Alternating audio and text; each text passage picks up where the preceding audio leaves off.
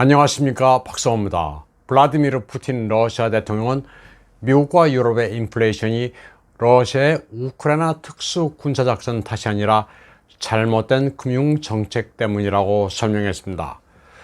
푸틴 대통령은 미국의 인플레이션은 돈을 마구 찍어내는 금융당국의 실책이 초래했고, 유럽의 인플레이션은 근시안적인 브라셀의 녹색 에너지 정책과 관련이 있다고 말했습니다. 푸틴 대통령은 서방이 폭등하는 생활비 등 경제난의 탓을 러시아의 우크라이나 작전에 돌리고 있다면서 이같이 설명했습니다. 그는 소치에서 아프리카 연합수장 매키살과 만난 뒤 TV 인터뷰를 통해 그의 소견을 밝혔습니다. 푸틴 대통령은 상당히 많은 나라들이 코비드-19 락다운에 영향받은 기업과 국민들을 지원하기 위해 금융 부양에 의존했는데, 러시아는 거시 경제의 그림을 해치거나 인플레이션을 유발하지 않도록 매우 신중하고 정확하게 대응했다고 말했습니다. 그러나 미국의 경우 2년도 안 되는 기간 동안 통화 발행량을 38%나 늘려 5.9 트릴리언 달러를 찍어냈다고 말했습니다.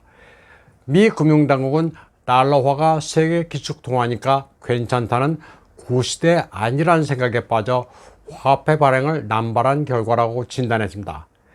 이는 미 재무장관 제넛 옐런도 인정한 사실입니다. 그녀 역시 인플레이션에 대해 잘못 판단했다는 것을 인정했습니다. 푸틴은 제넛 옐런 조서도 인플레이션의 원인을 미 금융, 경제 당국의 실책으로 인정한 마당에 왜 러시아 탓을 하느냐, 러시아와는 하등의 관계가 없다고 말했습니다. 제넛 옐런은 CNN과의 인터뷰에서 에너지와 식료품비를 높여 공급 체증과 인플레이션 유발로 끝난 예기치 못한 경제 충격을 사전에 이해하지 못했다고 말한 바 있습니다. 유럽과 관련해 푸틴은 유럽위원회가 기후변화를 구실로 에너지 섹터에서 녹색 어젠다를 밀어붙인 탓에 경제난이 가중됐다고 진단했습니다. 그 결과 러시아의 천연가스 장기 공급 제한을 뿌리쳤고, 그 바람에 현물시장 가격이 폭등했다고 말했습니다. 푸틴 대통령은 모든 요소들이 서로 얽혀 있다면서 천연가스 상승은 무엇보다 비료 가격을 극단으로 올려놨다고 설명했습니다. 또 이 바람에 여러 산업이 이익을 창출하지 못하게 돼 문을 닫는 처지로 몰렸다고 말했습니다. 푸틴은 많은 유럽 정치인들이 그런 결과를 전혀 예상하지 못했을 것이라면서 러시아가 돈바스에서 벌이고 있는 특수 군사작전과는 관계가 없다는 사실을 거듭 밝히고 싶다고 말했습니다. 다음 소식입니다. 우크라이나 군부가 젤렌스키 지도부와 심각한 갈등을 겪고 있다고 알렉산드르 루카셴코 벨라루시 대통령이 말했습니다. 그는 폴란드가 우크라이나 일부를 노리고 있다면서 실제로 그런 일이 발생할 조짐이 있으면 군부는 이를 막기 위해 누구라도 제거할 태세라고 분석했습니다.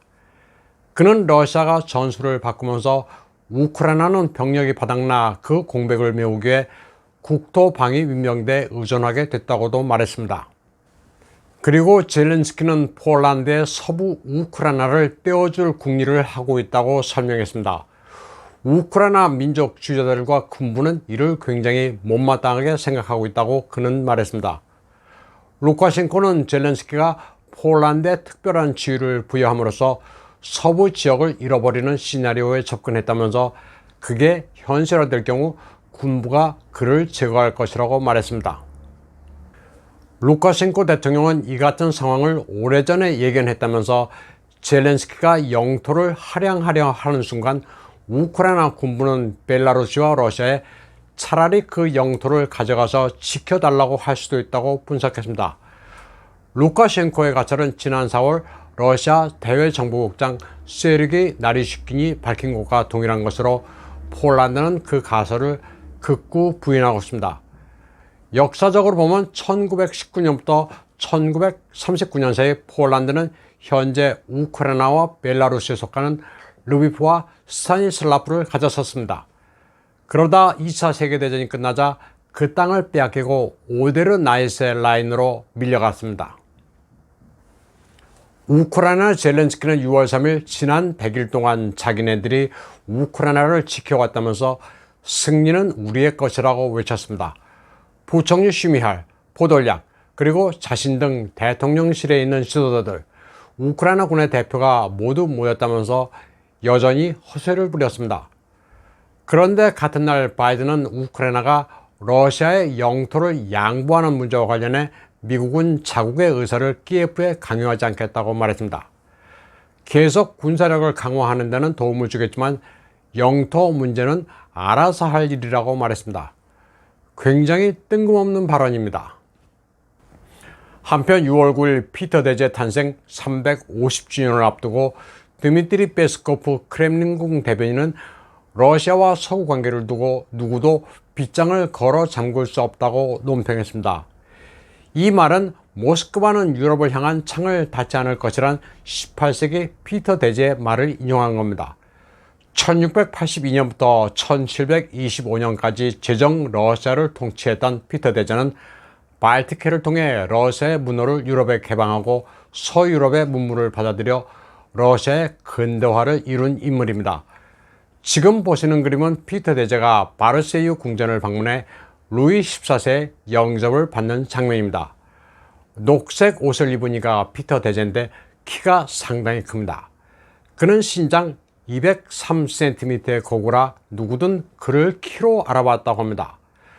피터 대제는 핀란드만으로 흘러가는 네바 강변에 건설한 상트페테르부르크를 유럽을 향한 창으로 만들었습니다.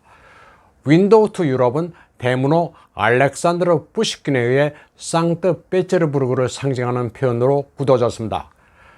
드미트리 페스코프 대변인은 우크라이나 전쟁으로 서구가 제재를 가하면서 러시아가 고립되고 있는 상황에서 앞으로 대유럽 관계를 어떻게 가져갈 것이냐는 질문에 누구도 창을 닫으려 계획하지 않는다고 말했습니다. 그는 푸틴 대통령이 역사의 정통에 피터 대제의 역할을 높이 평가한다면서 기념 행사에 참석할 것이라고 말했습니다. 푸틴은 서구가 러시아의 발전을 막고 주권을 침해하고 산업, 금융, 기술 잠재력을 약화시키려 한다고 비난했지만 현대 사회에서는 누가 누구를 고립시키는 게 대체적으로 불가능하다고 밝혔습니다. 특히 러시아 같은 거대한 나라를 고립시킬 수는 없다면서 러시아는 언제라도 원하는 나라와 상호 소통할 준비가 되어 있다고 말한 바 있습니다. 한편 영국의 가디언즈는 6월 2일 러시아가 경제전쟁에서 이기고 있다. 그리고 푸틴의 군대는 철수할 기미를 보이지 않고 있다는 어피니언을 게재했습니다. 가디언즈의 경제 편집자 레리 엘리엇은 이 문장을 통해 대러 제재의 역효과가 전 세계적인 연료, 식료품 가격의 폭등이란 인도적 재앙으로 나타나고 있으며 조만간 타협을 봐야 한다고 말했습니다. 그는 대러 제재가 최선의 옵션이라 취한 게 아니라 아예 손을 놓고 있거나 군사 개입보다는 낫기 때문에 취한 건데 역효과만 나타났다면서 절망감을 표시했습니다. 그는 전쟁 이후 첫 넉 달 동안 러시아 경제가 석유와 천연가스로 960억 달러라는 흑자를 기록해 전쟁 비용만 보태주는 꼴이 됐다고 분석했습니다. 러시아에 대해 극히 삐딱한 영국 매체가 이 정도로 변했습니다. 그동안은 가짜뉴스를 써대면서 일방적으로 우크라이나를 응원하던 영국 매체들의 논조가 크게 바뀌었습니다. 오늘 방송은 여기까지 하겠습니다. 시청해주신 여러분 감사합니다.